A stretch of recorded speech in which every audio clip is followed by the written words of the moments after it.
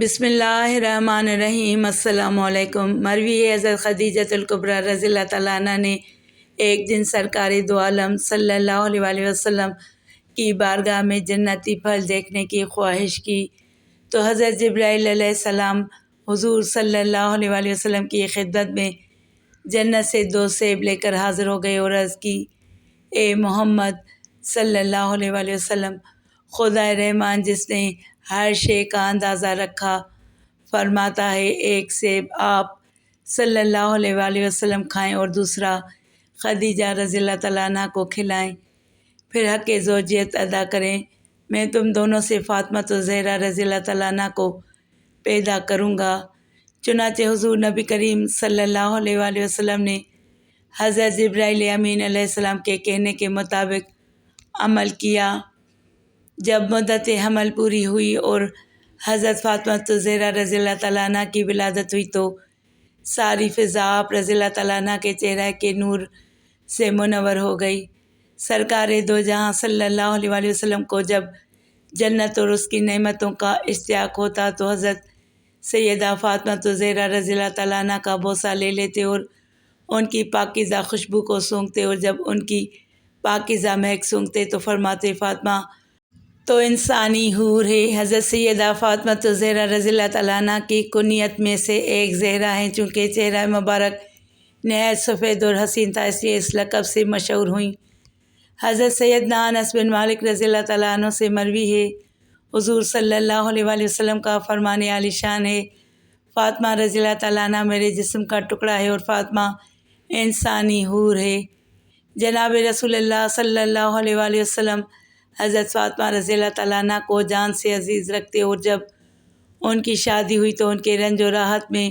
شریک ہوتے تھے۔ حضور صلی اللہ علیہ وآلہ وسلم قریباً روزانہ ان کے گھر جاتے اور انہیں دیکھ کر خوش ہوتے، ان کی خبر گیری کرتے، کوئی تکلیف ہوتی تو اسے رفع کرنے کی کوشش فرماتے۔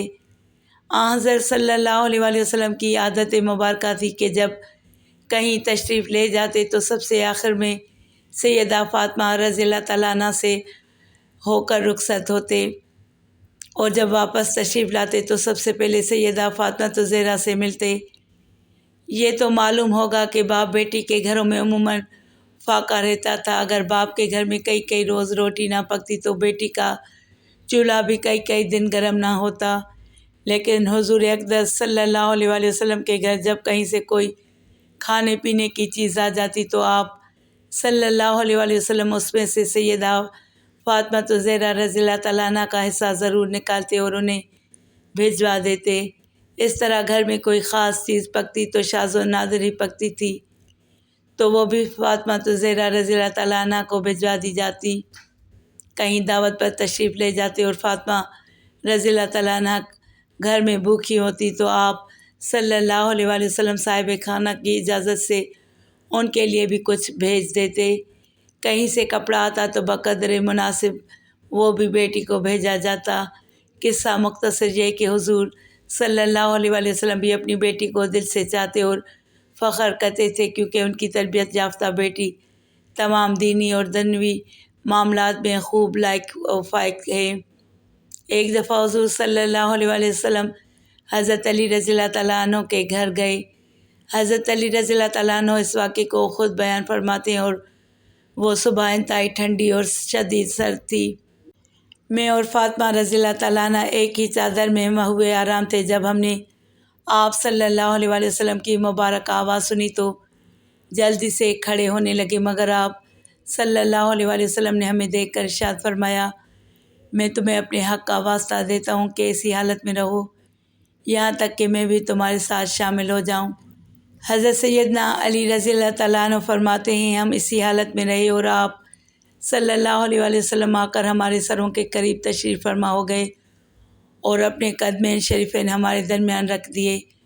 تو میں نے آپ صلی اللہ علیہ وآلہ وسلم کا دایاں پاؤں پکڑ کر سینے سے لگا لیا اور حضرت فاطمہ رضی اللہ تعالیٰ عنہ نے بایاں پاؤں تھام لیا۔ پھر ہم دونوں آپ صلی اللہ علیہ وآلہ وسلم کے قدمین شریفین کو